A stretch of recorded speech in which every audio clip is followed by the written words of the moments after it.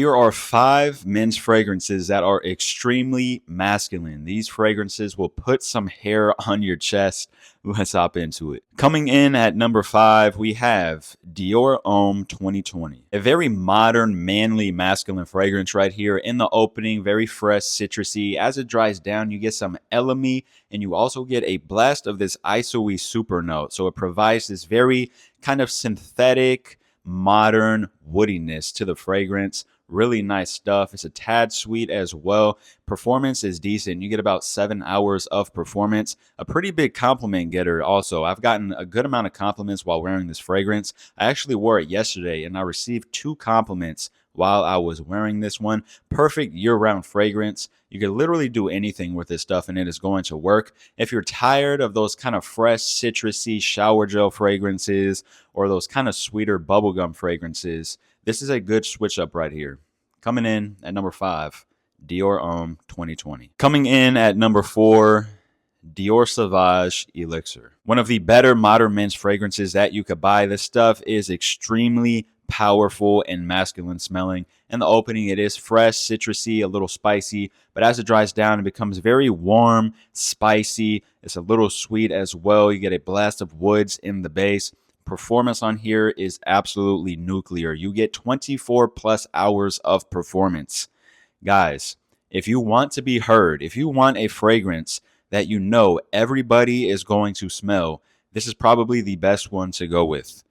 Because if you spray this thing like 6 times, you are going to fill up a room and you're probably going to give everybody a headache in that room if you spray this one more than 6 times. A great year-round fragrance. Personally, when I wear this one, I only go with about 2 sprays just because of how strong it is. Like I was saying earlier, there was a time when I did about 5 sprays and it was just extremely overpowering. It ended up giving me a headache. So definitely I would say stick to that 2 to 3 spray range.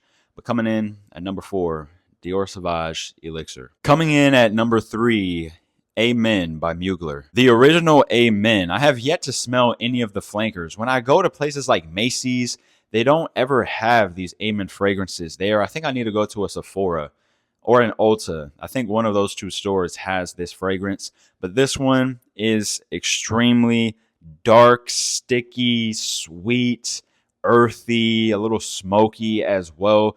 This is the definition of a masculine fragrance, especially during the fall and the winter time. A lot of people don't really enjoy the way this one smells, if I'm going to be honest with you. I've gotten some negative feedback from people while wearing this fragrance. I actually made a YouTube short about that. Somebody said that I smell like an old man that smokes a lot. That kind of tells you the vibe of this fragrance. Performance is really good, 8 plus hours of performance. A really good fall and wintertime fragrance. If you don't care about what people have to say about what you are wearing, and you just care about what it is that you are wearing yourself, this is a good option to go with. I definitely don't think this is blind buy safe, but I'm not too sure if there's a way to really sample this. Because like I said, I don't think this one's really in retail stores anymore. Only the flankers are. So you may have to blind buy it. You may have to take a risk. That is what I did. And when I first smelled this one, I actually didn't enjoy it. But as most fragrances, the more you spend time with it, the more you do like it. So now I enjoy this one quite a bit. But coming in at number 3, Amen by Mugler. Coming in at number 2, and somehow this is not number 1. We have a fragrance at number 1 that is more masculine than this. But coming in at number 2, Drakkar Noir. One of my favorites in my collection, guys. I made a video a few weeks ago saying if I were to keep only 10 fragrances, these are the 10 that I would keep, and I put this in that video. In the opening, very fresh. As it dries down, it becomes aromatic, a little fresh, spicy. You get a blast of oak moss in the base as well, providing this kind of green, earthy woodiness. Just a very fresh, clean, masculine smelling fragrance. Not a big compliment getter. It's another one people don't really enjoy. Performance isn't the best either. You get about 4 or 5 hours of performance, but you can pick this one up for a very cheap price in that $20 to $30 range. It pops up at the rack stores a good amount as well. I don't think it is blind buy safe, but this isn't at retail stores either, so there's only one way to find out. You're going to have to blind buy it. Don't say I didn't tell you so, though, if you do not enjoy this one. But coming in at number 2, Drakkar Noir. And coming in at number 1, the most masculine fragrance in my entire collection and that I have ever smelled so far, Dior Fahrenheit. This fragrance right here is the definition of a masculine fragrance.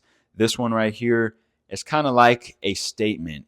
This pronounces that you're in the room, but it also says that you don't really give a shit about what people think about you and you just want them to notice you. That is kind of the vibe this stuff gives off. In the opening, citrusy, fresh. As it dries down, it becomes a little spicy. You get hit with a blast of that violet leaf. I do pick up a tad bit of a gasoline vibe from this fragrance. So definitely be aware of that if you're looking into this one. Some woods in the base. It's a tad bit floral as well. Performance is really good. You get about 7 to 8 hours of performance. It's another one. It's perfect for year-round use. But like I said, it's not the biggest compliment getter. A lot of people don't like this one. Funny story, actually. When I first bought this, I bought it online by accident. I went into a Macy's and I smelled Dior Fahrenheit Le Parfum. And I went online and I bought this one by accident. And when I got it in the mail and I smelled it, I was so disappointed. I was so disappointed. I really wish I got the Le Parfum instead. I enjoy this one quite a bit now, though. Like I said, kind of with like the Amen fragrance. The more you spend time with it, the more you like it. But I think the Le Parfum is way better than this stuff right here. But coming in at number 1, the most masculine fragrance that I have ever put my nose on, Dior Fahrenheit. All right, that wraps up the video. Let me know down in the comments, what is the most masculine fragrance that you guys have ever smelled? It's always fun checking out your comments. I'll see you guys in the next video. Peace.